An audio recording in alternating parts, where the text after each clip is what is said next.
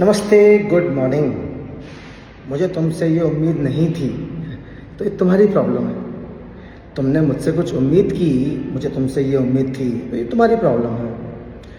कलयुग में 21st century में यदि खुश रहना है तो उम्मीद नहीं, एक्सपेक्टेशंस नहीं, एक्सेप्टेंस चाहिए। मैं जैसा हूँ आपको स्वीकार करना ही पड़ेगा और आप जैसे हैं मुझे वैसा ही स्वीकार करना पड़ेगा।